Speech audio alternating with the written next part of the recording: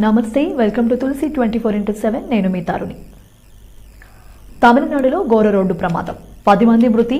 ఇడుక్కు జిల్లా ఆదిమాలి మంకులం ప్రాంతంలో తమిళనాడు నుంచి మున్నార్కు వెళ్తున్న టెంపో ట్రావెలర్ బోల్తా పడి 10 మందికి పైగా మృతి. గాయపడ్డ వారిని ఆదిమాలి ఆసుపత్రిలో చికిత్సకు తరలించారు.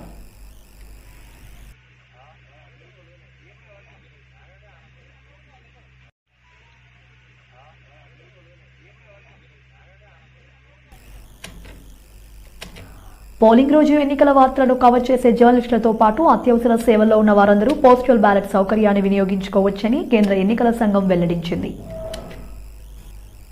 విదేశాలలో ఎంబీబీఎస్ సీట్ల పేరిట ఘరానా మోసం, లక్షల రూపాయలు దోచేసి దేశం దాటించి విద్యార్థులతో అసాంఘిక కార్యకలాపాలకి ప్రోత్సాహం.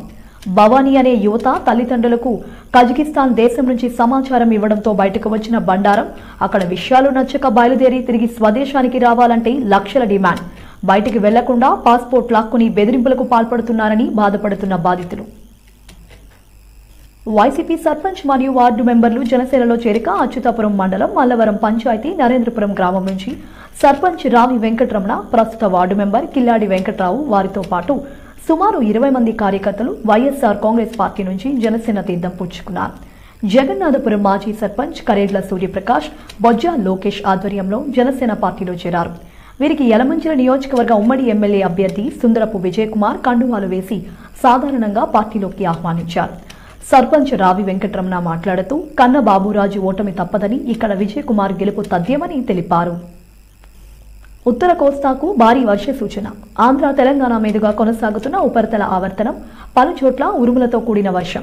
శ్రీకాకుళం, విజయనగరం, అనకాపల్లి జిల్లాలో పిడుగులు పడే అవకాశం.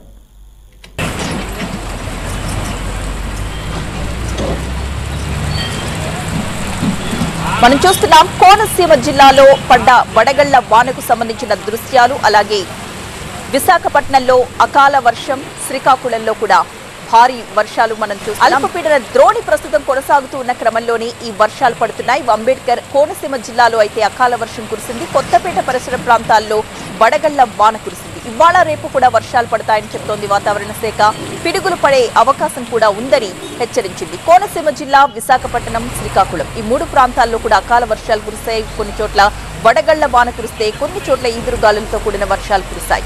ఆంధ్రప్రదేశ్ లో ఇవాళ రేపు కూడా పిడుగులతో కూడిన వానలు పడతాయని హెచ్చరిస్తోంది వాతావరణ శాఖ. జార్ఖండ్ నుంచి ఒడిశా మీదుగా కొనసాగుతున్న ద్రోణి ప్రభావంతో ఉత్తర కోస్తాలో భారీ వర్షాలు తప్పవని, అటు ఉభయ గోదావరి జిల్లాల్లో సైతం పిడుగులు పడే అవకాశం ఉందని ప్రజల్ని అప్రమత్తం చేసింది వాతావరణ శాఖ. ద్రోణి ప్రభావంతో ఇప్పటికే తెలుగు రాష్ట్రాల్లో వర్షాలు కురుస్తున్నాయి. వేసవి తాపం నుంచి కాస్త ఉపశమనం అనుకున్నా కూడా అకాల వర్షాలతో రైతులు మాత్రం ఇబ్బందులు పడుతూనే ఉన్నారు. మరొక 2 రోజుల పాటు ఇదే వర్షాలు కురుస్తాయని వాతావరణ శాఖ చెప్తూ ప్రజలను అప్రమత్తంగా ఉండాలని కూడా హెచ్చరిస్తోంది.